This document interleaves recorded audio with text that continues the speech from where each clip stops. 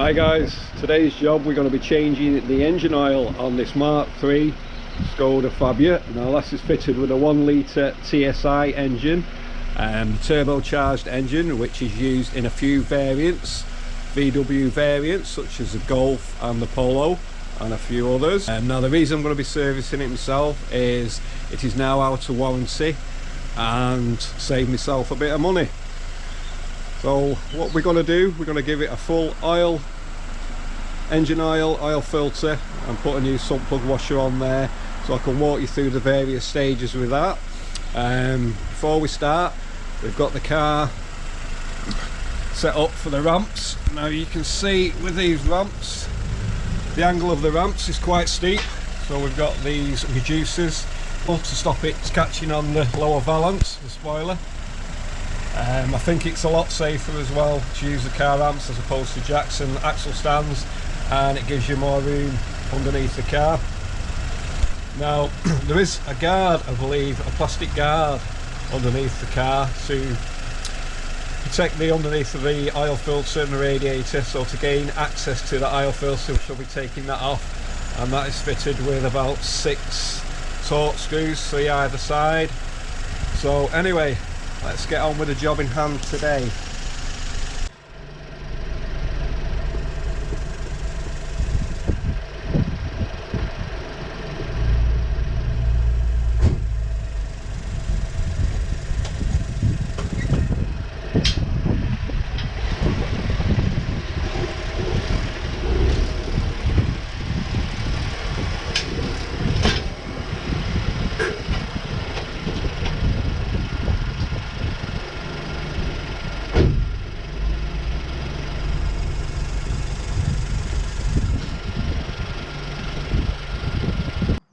Okay, so that's now up the ramps. The next thing I'm going to do, I'm going to put the wheel stops to stop it rolling back there. Doesn't look like it's going to go anywhere, but as a safety and secondary precaution, I always use these wheel stops. Just take it around to the back. Now these are a lightweight stop, but they do the job and they'll stop it rolling back if we have to. So I'll put one on them on both sides and we'll get under the car and have a look. Okay, so we're under the car now, and hopefully the camera will pick most of this up. Now you can see there's a guard on the front, plastic protector guard, which will have to come off to get access to the oil filter in there. Let's shine the torch on there, hopefully you can see that a little bit better. That's the filter we need to remove. And also, sump plug is at this side. With the car being up the ramps, I think it's a lot safer than being on the jacks, and the angle of the sump plug at the back there, so all the oil's going to run down. The car has just had a quick run round the block, so the engine oil is nice and thin there, so that should flow quite well. So the first thing I'm going to do is take this off, so we'll get on with that.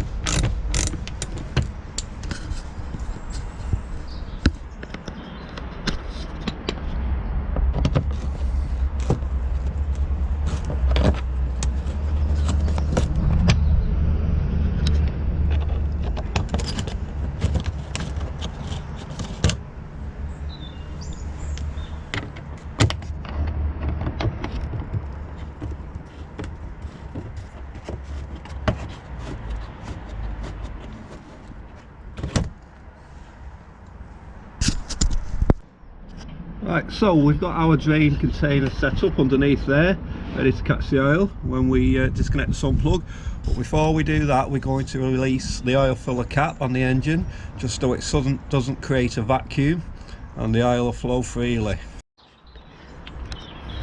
So we'll just loosen this cap.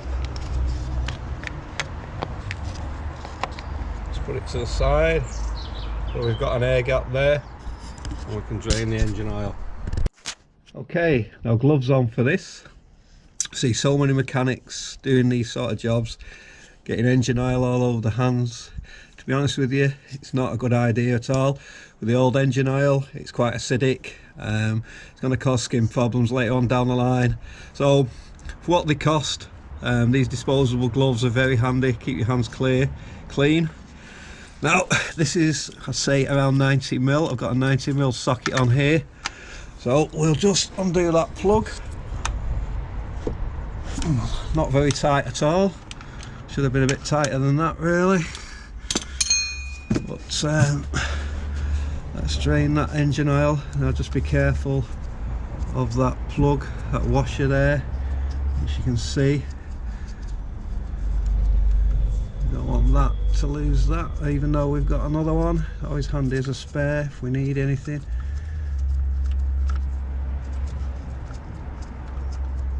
There we go, that's us. Now it's always a good idea to have a piece of old carpet under your container, especially any drips, any splashes, spillage. If there's a bit of a wind, it will wander. If you've got a block paved, or even worse, a tarmac drive, you don't want the old engine oil on there. See, that's quite black. These little turbo engines tend to ruin the oil after a short period of time really.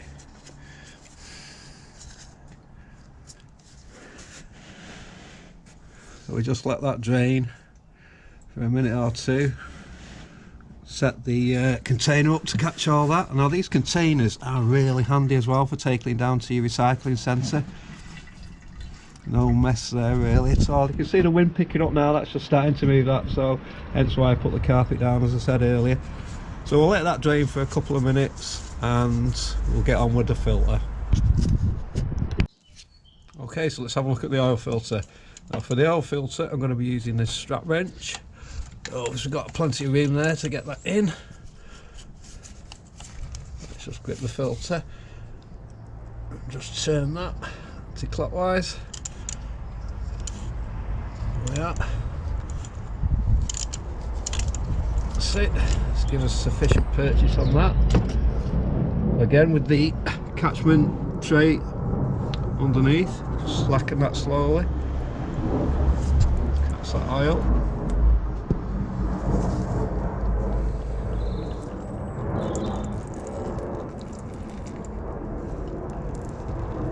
Allow that to drain.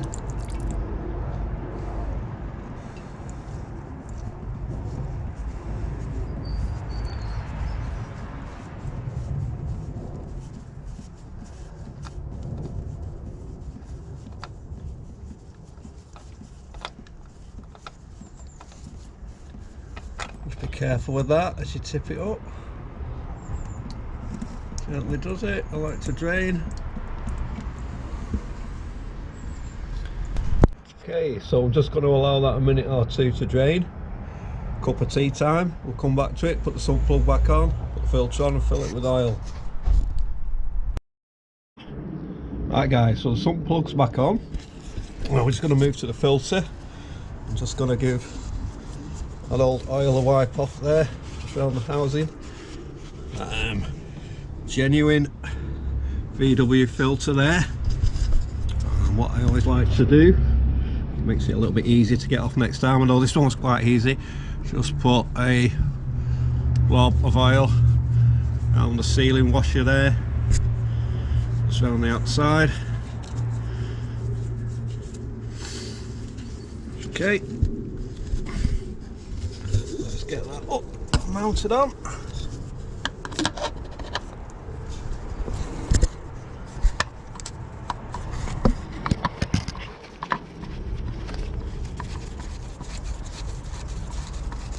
Screw that home, just so it contacts the washer.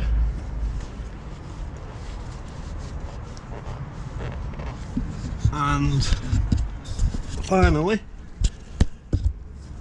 let's just give it, don't have to be that tight, just make sure, let's do it, that's enough purchase on that. Okay, so what we do, we'll fill this with oil and we'll run it and we'll check for any leaks, etc. A lot of people write the mileage down on the filters when the oil was changed, the date, etc. What I do, I just write that on the paperwork. I keep all my paperwork together as I'm servicing it myself, make a note of the mileage, and it's just so I know when it's due for the next service. So what we'll do now, we'll fill it up with the oil. Okay, so I'm going to put the oil in now. This roughly holds around 4 litres. I think I'll just keep this a little bit lower with it being on the ramps, just to get myself off the ramps. So I'll let the engine oil settle and then we'll adjust it to suit. So I've got the filter set up. I'm going to pour this slowly. The oil filling on these is a little bit tricky. You don't have a lot of room, so this will be filled quite slowly. And yeah, so we'll get on with that.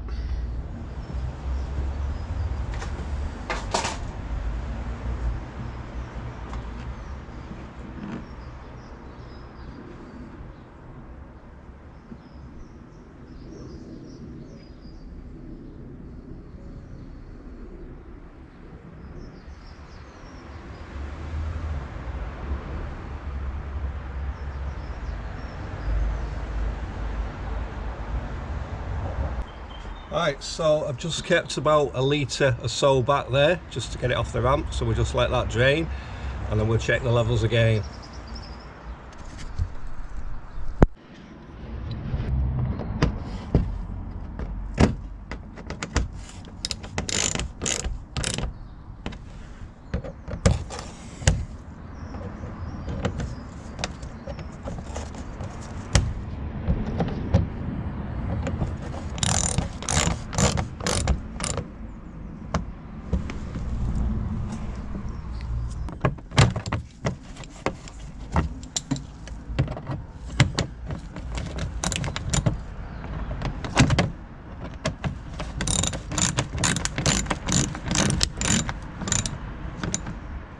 Okay, so that's all the guard fixed back on. We'll run it off the ramps, we'll top it up with oil, we'll check the oil and then check for any leaks. Right, so that's all done, all filled up, all levelled up.